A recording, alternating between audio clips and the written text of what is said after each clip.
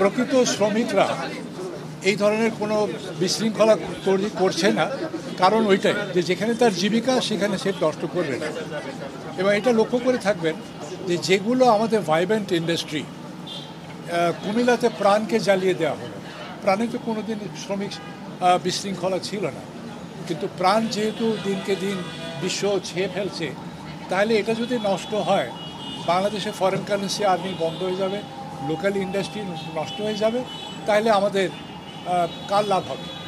তো এই যেগুলো চিন্তা করে আমাদের এখন আগাতে হচ্ছে যে শ্রমিকরা এখানে কোনো ধরনের ডিস্টারবেন্স করছে না, কিন্তু যারা করছে তারা অধিকাংশই বহিরাগত।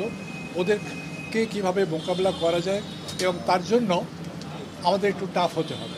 কিন্তু আমাদের এখন একটা পরিস্থিতি এসে গেছে যে আমার ইন্ডাস্ট্রিকে বাঁচাতে গেলে, শ্রমিককে বাঁচাতে গেলে, দেশের অর্থনীতিকে বাঁচাতে গেলে কিছু সংখ্যকের বিরুদ্ধে পদক্ষেপ নিতে হবে, কঠোর পদক্ষেপ নিতে হবে। অ্যারেস্ট হতে পারে, ডিটেনশন হতে পারে, রাস্তা বন্ধ করে দেওয়া মানে তো 50 জন মিলে যদি রাস্তায় বসে পড়ে 5 লক্ষ 50 লক্ষ লোকের অসুবিধা হচ্ছে, আসা যাওয়ায় ইকোনমির অসুবিধা হচ্ছে।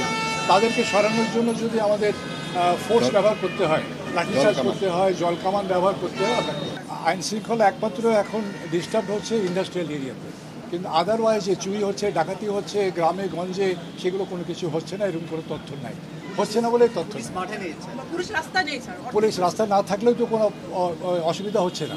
পুলিশ রাস্তায় নামবে, পুলিশ তো গ্রামে গ্রামে নাই, পুলিশ তো থাকে পুলিশ স্টেশনে। যখন কোনো ঘটনা ঘটে, দুর্ঘটনা ঘটে, তখন যায়। এই 17 কোটি মানুষকে তো আর 17 কোটি পুলিশ পাহারা দেয় না, কোনো সময় দেয়নি, দেব না।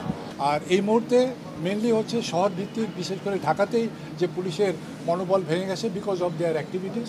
আর সেটা এতদিনের 15 বছরের 16 বছরের অ্যান্টি পাবলিক অ্যাক্টিভিটিস তো 15 মিনিটে যাবে না। সুতরাং অস্ত্র উদ্ধার হচ্ছে 1 নম্বর। 2 নম্বর হচ্ছে যে যাদের কাছ থেকে অস্ত্র উদ্ধার হচ্ছে তাদের কেউ এই আইনের আওতায় নিয়ে আসা। আর তৃতীয়ত হচ্ছে যেটা আপনার নেক্সট প্রশ্ন ছিল যে পুলিশের মনোবল। এখন মনোবল তো যে হারিয়েছে তার ব্যাপার, সে যাতে পাবলিকের হাতে নিগৃহীত না হয় সেই ব্যবস্থা তাকেই নিতে হবে। তার পেছনের অপকর্মের জন্য, বিগত দিনের তার বছরের পর বছর অপকর্মের কারণে আজকে পুলিশের যে মনোবল ভেঙে গেছে, এটা তো একটা ট্যাবলেট খাইয়ে দূর হবে না।